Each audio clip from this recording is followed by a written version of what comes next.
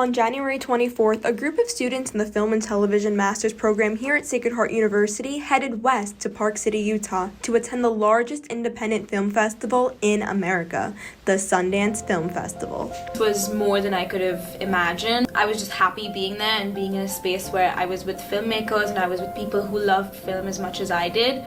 It was filled with people who love film more than anything, and when a joke comes out, it gets a good laugh. When there's a tender moment, you can hear people sniffling and wiping away the tears, and you don't get that at like your regular run-of-the-mill type theater. This was special.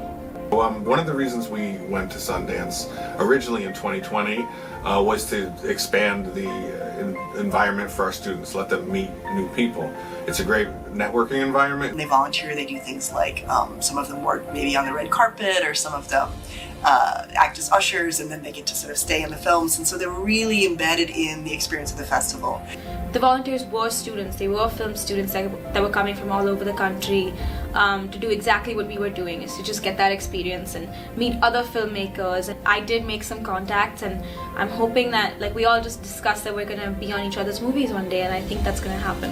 I had a great opportunity to network with a few peer-aged filmmakers from all over, exchange basic things like Instagram things for the LLC, or I'm from Connecticut, great, look us up at Sacred Heart University, it's the film program if you need anything. Going into this, you feel kind of overwhelmed as like a new filmmaker with no experience, that you're not going to do, or you're going to see something that's so much bigger than what you can ever achieve. There are these amazing films that got chosen out of thousands and thousands of films to be part of the festival, and so the students get to see great work, but they also get to see that work isn't that far out of reach. The second night that I was there, we watched this horror movie called Babadook, and when I watched that, I was so incredibly impressed by the detail and the nuances of the film, and we had the opportunity to have a talk with the director after. I was happy and surprised that it was a woman, and it was just such a inspiring moment for me,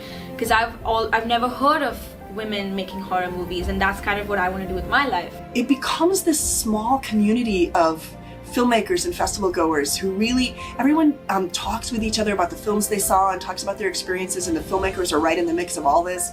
So it's a really unusual atmosphere. Everybody's in this kind of relatively small, concentrated space, sharing a shared passion for film. It's the most selective, it's very hard to get into, but when you see the films, you realize that those people are just using the same tools that we are here at Sacred Heart, and anyone can make a film to get in the festival. I was able to get in years ago, so if I can get in, you can get in. It's all very attainable. It's all within reach. The people in the theater look like us. The people that made these films would come out and they speak just like us, and they all took a plane to get there, and they all ate at the same restaurants on Main Street. It's not reserved for the few, it's for everybody.